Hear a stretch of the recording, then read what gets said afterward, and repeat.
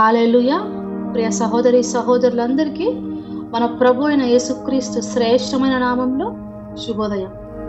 ఈరోజు జీవాహారము యోహాను రాసిన 3వ పత్రిక 1వ అధ్యాయము 2వ వచనము. ప్రియుడా, నీ ఆత్మ వర్ధిల్లుచున్న ప్రకారము నీవు అన్ని విషయములలోనూ వర్ధిల్లుచు సౌఖ్యముగా ఉండవలనని ప్రార్థించుచున్నాను. దేవుని నామమునకు వందనాలు. ప్రియ సహోదరి సహోదరులారా, మీరందరూ దేవునిలో వాక్యములోను ప్రార్థనలోను వర్ధిల్లుచున్నారని మిమ్మల్ని అందరిని బట్టి నేను విశ్వసిస్తున్నాను. దేవునికి వందనాలు చెల్లిస్తున్నాను. ఇక్కడ ప్రభు అయిన ప్రియ శిష్యుడు యోహాను గారు కూడా సంఘమునకు లేఖ రాస్తున్నారు. ఇక్కడ గాయునకు శుభమని చెప్పి ఆయన రాస్తున్నారు. ఎందుకనగా ఆ యొక్క సంఘంలో ఉన్న ప్రేమను బట్టి, వారు దేవుని యందు వర్ధిల్లుచున్న విధానం బట్టి ఆయన వందనాలు చెల్లిస్తున్నాడు. అలాగే సౌఖ్యంగా ఉండవాలని ప్రార్థిస్తున్నాను అని అంటున్నారు.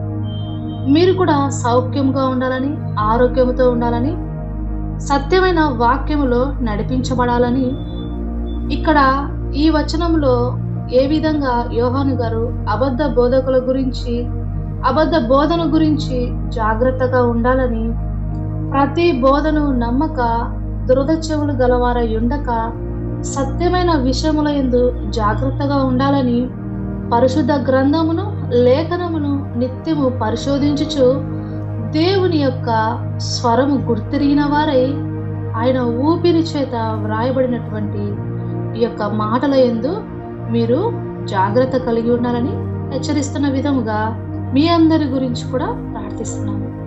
మీరు ఏదైనా కార్యము మీకు ఆలస్యంగా జరుగుతున్నది, మీరు ఒక దాని గురించి బాధపడుతున్నారు, చింతిస్తున్నారు అని మీకు ఎక్కువగా అనిపించినప్పుడు, దేవుడి దగ్గర నుంచి జవాబు రాలేదని చింతిస్తున్నప్పుడు నీకు ఒక విషయము కొదవగా ఉన్నదని గుర్తించాలి ప్రియ సహోదరి సహోదర. అదేమిటంటే, నీ వలె ఇంకా ఎంతో మంది అవసరతలతో, ఇబ్బందులతో, శ్రమల్లో ఉన్నారని నువ్వు గుర్తించి వారి కొరకు నీవు భారం కలిగి ప్రార్థించాలి. అప్పుడు దేవుడు నీ యొక్క సమస్యలకు ద్వారం తెరుస్తాడు. ఆయన నీ యొక్క సమస్యలకు ఉత్తరం ఇస్తాడు. నీ యొక్క ప్రశ్నలన్నిటికీ అప్పుడు జవాబులు దొరుకుతాయి.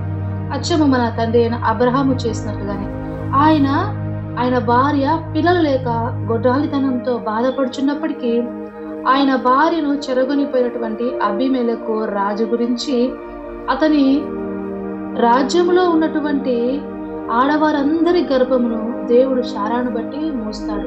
ఎందుకనగా అబీమెలెకు రాజు శారా తల్లి గారిని తీసుకుని వెళ్ళి ఆయన రాజమందిరంలో బంధిస్తాడు కనుక. అయితే అబ్రహాము ఆ యొక్క విషయాలన్నీ ఏవి కూడా మనసులో ఉంచకుండా మంచి మనసుతో అబీమెలెకు రాజును బట్టి, అక్కడ ఉన్నటువంటి స్త్రీలందరినీ పట్టించి వారి గర్భము తెరవబడులాగున దేవునికి మొరపెట్టినప్పుడు దేవుడు అబ్రహాము మొర విని వారందరి గర్భములు తెరిచి వారికి సంతానము దయచేస్తాడు. అదే విధముగా మనమందరం కూడా ఇక్కడ నేర్చుకోవాలి. మన అవసరతలు ఎంత మనకు ముఖ్యమో, ఎదుటి వారి అవసరతలు కూడా తీర్చబడలాగిన దేవుణ్ణి ప్రార్థించడము అంతే అవసరం. ఇక్కడ సంఘమును మీద ఎంతో భారము కలిగి వారందరూ కూడా చక్కగా ప్రేమలో వర్ధిల్లారని, ఆత్మలో వారు వర్ధిల్లుచున్నారని ఆయన ఎంతగానో సంతోషించి ప్రార్థిస్తున్నారు. అలాగే వారు అన్ని విషయాల్లో కూడా సౌఖ్యంగా ఉండాలని, ఆరోగ్యంగా ఉండాలని ఆయన ప్రార్థిస్తున్నారు. నీకు ఆరోగ్యం బాగాలేనప్పుడు ఎంతో మంది అనారోగ్యంగా ఉన్నవారిని గుర్తు చేసుకో, ప్రార్థించు. నీవు అప్పుల్లో ఉన్నప్పుడు ఎంతో మంది అప్పుల్లో ఆర్థిక ఇబ్బందులతో ఉన్నారని గుర్తు చేసుకొని వారందరి విడుదల గురించి ప్రార్థించాలి. నీవు ఇబ్బందుల్లో, ఇరుకుల్లో, నీకు ఏ కష్టంలో ఉంటే ఆ కష్టంలో అనేక మంది ఉన్నారు. నీవు తింటున్నప్పుడు ఎంతో మంది తిండి లేని వారు ఉన్నారని వారందరినీ జ్ఞాపకం చేసుకుంటూ, ప్రభువా వారికి కూడా దయచేయి ఇటువంటి ఆహారం అంటూ దేవుడికి నీకు ఇచ్చిన దాన్ని బట్టి వందనాలు చెల్లిస్తూ, ఆ యొక్క కృతజ్ఞత దేవునికి తెలుపుతూ అనేకులను జ్ఞాపకం చేసుకుంటూ దేవునికి ప్రార్థన చేయాలి. ప్రతి విషయంలోనూ ఆయనకు ప్రార్థించాలి, కృతజ్ఞతాస్తులు చెల్లించాలి. మనమందరము ఆ విధంగా చేసినట్లయితే దేవుడికి ఎంతో ఇష్టమైన కార్యం. దేవుడు నిన్ను వలె నీ పొరుగువాన్ని ప్రేమించమని ఆజ్ఞ ఇచ్చిన్నాడు. మనము దేవుణ్ణి ప్రేమిస్తున్నాము అనగా అర్థము ఆయన మనకి ఇచ్చినటువంటి ఆజ్ఞల ప్రకారము నడుచుచున్నామని. ఆజ్ఞ అతిక్రమమే పాపము. కనుక ఆజ్ఞకు లోబడటము ప్రేమ. 1 పేతురు 4వ అధ్యాయము 8వ వచనంలో సెలవిచ్చినట్లుగా ప్రేమ అనేక పాపములను కప్పును గనుక అన్నింటికంటే ముఖ్యంగా ఒకని ఎడల ఒకడు నిష్కపటమైన ప్రేమ గలవారై ఉండండి. అలాగే ప్రేమ అనేక దోషములను కప్పుతుందంట. ప్రేమను వృద్ధి చేయగోరువాడు దోషములను కప్పి ఉంచుతాడు. జగడము రేపువాడు వారి యొక్క తప్పిదములను బహిరంగపరిచి వారిని అవమానిస్తాడు. కనుక ఒకరి యందు ఒకరు బాధ్యత కలిగి ప్రేమ కలిగి ప్రార్థించుకుందాం. ఒకరి అవసరతల గురించి ఒకరు. నీవు ఒకరి గురించి ప్రార్థన చేస్తున్నప్పుడు దేవుడు వారికి విడుదలను కలుగజేసినప్పుడు నీ యొక్క హృదయంలో నువ్వెప్పుడు అనుభవించినటువంటి గొప్ప సంతోషము మీకు కలుగుతుంది. కావాలంటే ప్రయత్నించి చూడండి. మీరు ఎవరి గురించి అయినా సరే, ఇబ్బందుల్లో ఉన్నవారి గురించి, మీ స్నేహితుల గురించి కానీ, మీ కుటుంబ సభ్యుల గురించి కానీ భారం కలిగి ప్రార్థన చేయండి. పట్టు వదలక ప్రార్థన చేయండి. విసుగక ప్రార్థన చేయండి. పట్టుదలతో ప్రార్థన చేయండి. దేవుడు వారికి మీ యొక్క ప్రార్థన బట్టి విడుదల చేసినప్పుడు మీ యొక్క హృదయం గొప్ప సంతోషంతో నిండిపోతుంది. మాకు ప్రేయర్ రిక్వెస్ట్లు పెట్టినప్పుడు ఒక్కొక్కసారి వారి గురించి ప్రార్థన చేసినప్పుడు ఎంతో భారం వస్తుంది. మాకు తెలియకుండానే ఎన్నోసార్లు కన్నీటితో ప్రార్థన చేసినప్పుడు దేవుడు విడుదల కలుగజేసినప్పుడు నిజంగా ఎంతో సంతోషం వస్తుందన్నమాట. మీరందరూ కూడా ఇటు సంతోషంతో నింపబడుదురు గాక. దేవుడు మీ యొక్క ప్రార్థనలకు సమాధానం ఇచ్చి మీకున్నటువంటి లోటన్నిటిని కొట్టివేసి మీరు ఏ విధంగా ఆత్మలోను శరీరంలోను తృప్తిగా జీవిస్తున్నారో అదే మీరు ప్రతి విషయంలో దేవుని యందు సౌఖ్యముగా ఉండలాగున మీ యొక్క ఆత్మ శరీరము వర్ధిల్లుతుంది. ఆమేన్. దేవుని నామములో యొక్క వాగ్దానము రిసీవ్ చేసుకోండి. ప్రతిదినము విడవక ప్రార్థించండి. దేవుడు మీకు తోడైండును గాక. కళ్ళు మూసుకొని ప్రార్థనలో ఏకీభవించండి. ప్రార్థన.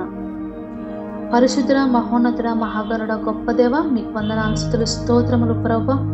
అన్ని విషయంలోనూ ప్రభా వర్ధిల్లుటకు ప్రార్థనలో ఏకీభవిస్తున్న ప్రతి బిడ్డను దీవించండి. మరి ఏ అక్రతలతో ఉన్నారో ప్రభా ఆ అక్రతలన్నీ కూడా ప్రభా నీ ముందు ఉంచుతున్నాం.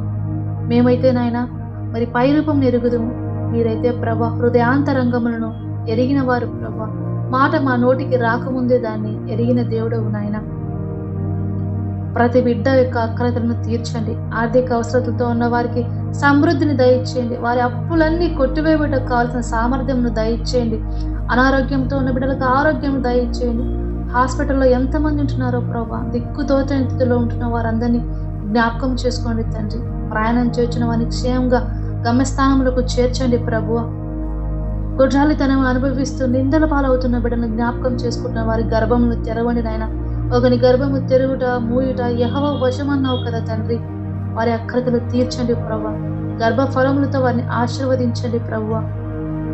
యవ్వన బిడ్డలు ఉన్నారు ప్రభా, వారి కెరీర్లో ప్రభా మంచి స్థితిని దయచేయండి. మంచి జాబ్స్ని దయచేయండి. మంచి సంబంధ బాంధవ్యములు, కుటుంబ వ్యవస్థను దయచేయండి తండ్రి. సంఘ కాపరును, మిషనరీలను, ఎవాంజలిస్టులను, ప్రతి ఒక్క పాస్టర్స్ను ఆశీర్వదించండి ప్రభా. మీ సేవ కొరకు పరిగెత్తుచున్న ప్రతి పాదమును దీవించి ఆశీర్వదించండి. సమస్త స్తుతి మహిమ ఘనత మీకే చెల్లిస్తూ నా ప్రభును నా రక్షకుడైన యేసునామములో అడిగి వేడుకుంటున్నాను పరమ తండ్రి. ఆమేన్, ఆమేన్, ఆమేన్. God bless you all. Have a great day everyone.